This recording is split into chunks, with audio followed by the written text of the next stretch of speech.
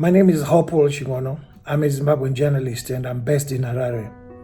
I trained at the Zimbabwe Institute of Mass Communications in the 90s and then left for the United Kingdom to do my postgraduate studies. And I came back to Zimbabwe in 2003. And upon my return home, I started facing a lot of problems with the state and its authorities regarding my reporting. I was working as a freelance journalist for the BBC World Service, and I was banned from reporting because the state authorities wanted me to work with an outfit that was a surrogate for the government of Robert Mugabe. I refused to do that, and they refused to license me. At that point, I realized that my dream to become a journalist in Zimbabwe and to become a journalist in a country that respected the role of media in order for the country to thrive was not going to be.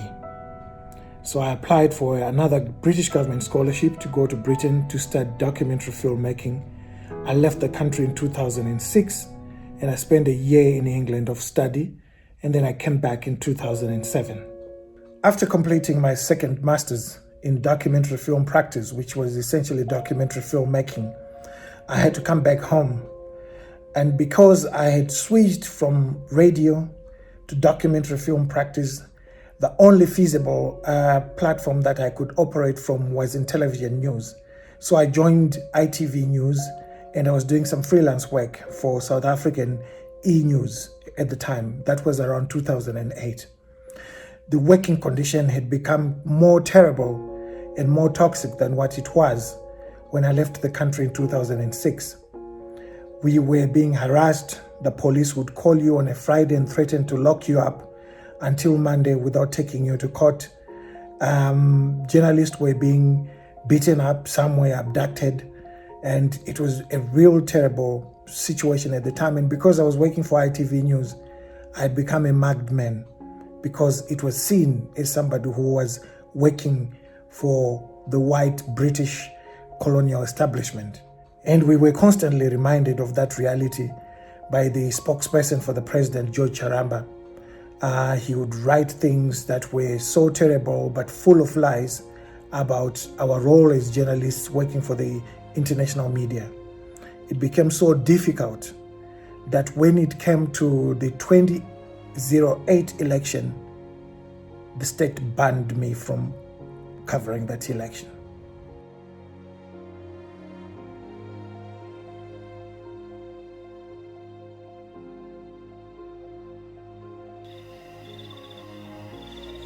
I am a Zimbabwean journalist and filmmaker.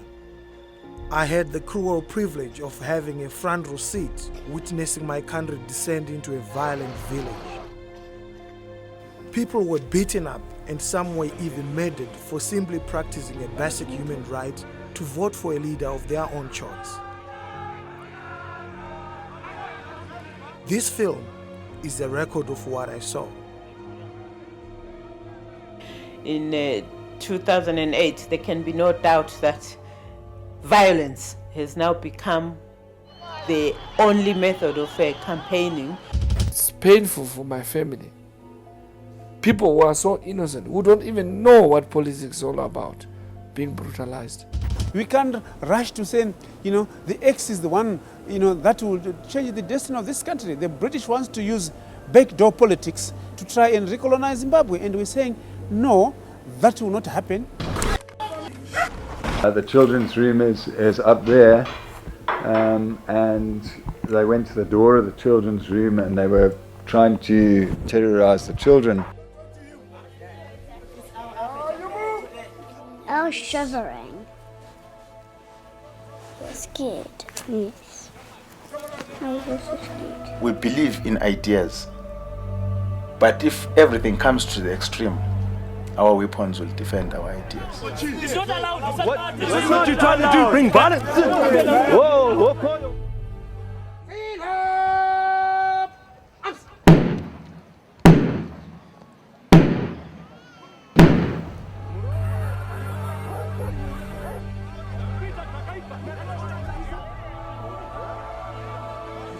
In Zimbabwe, journalists have to be licensed by the Zimbabwe Media Commission.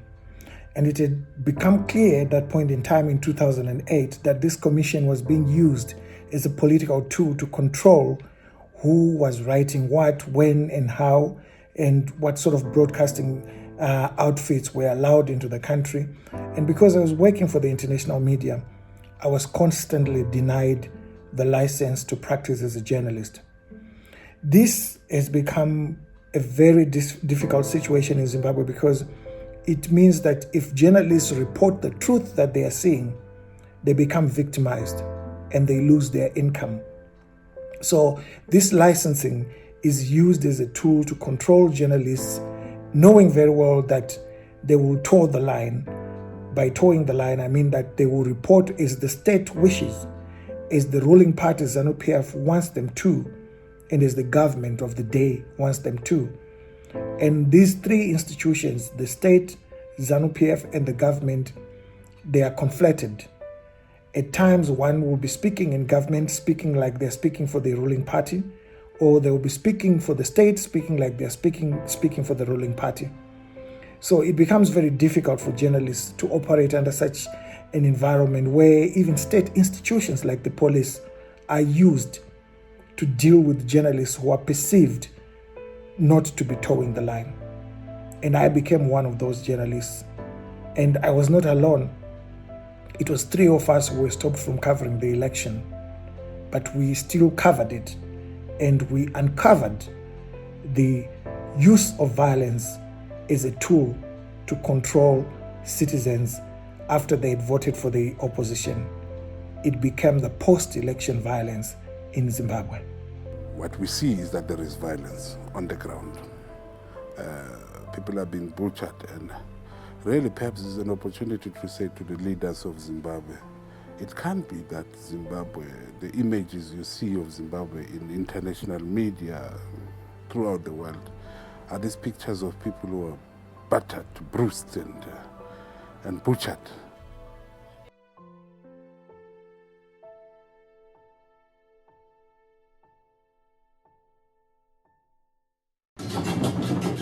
From one of the continent's most troubled countries, Zimbabwean journalist Hopewell Chin'ono's compelling documentary stood out above the rest, earning him the title of Africa's best.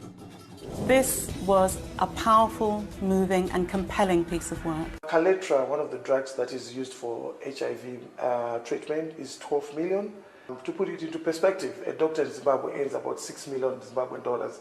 So it will need to take them 2 months' salary to be able to buy that drug, which is for 1 month. It's a story about hope and about life. It's not a story about disease and death. In 2008, I won the CNN African Journalist of the Year award. I was subsequently awarded the Nieman Fellowship at Harvard University. I left again the country for a year whilst I was studying at Harvard in the United States of America. When I came back, it was the days of the unity government, where the opposition party, the MDC, and the ruling party, ZANU-PF, were governing the country together. We thought things were going to be different. Fast forward to 2015, another journalist was abducted. His name was Itai Dzamara. He was never to be found. Up to now, we do not know what happened to Itai Dzamara. That in itself instilled another sense of fear in journalists, the fear of God, knowing that if they could take somebody like this and get away with it, what about everyone else? What security do we have? Who is going to hold the government of the day to account for its actions? Itai Dzamara is still missing. Step by teetering step, the shackled inmate is a former ITV News journalist. His fate in court is one thing, but on this, day 43 of his detention, it's his health now causing most concern. I've got a fever. I'm not well, but I've been forced to come to court. 3 years after the removal of Robert Mugabe, nothing has changed. Things have gotten worse. I was arrested 3 times in 6 months in 2020 and 2021 and spent 81 days in prison for exposing corruption. That is the reality that we face now in Zimbabwe. We hope that one day the media will be able to operate freely. in order for our country to thrive.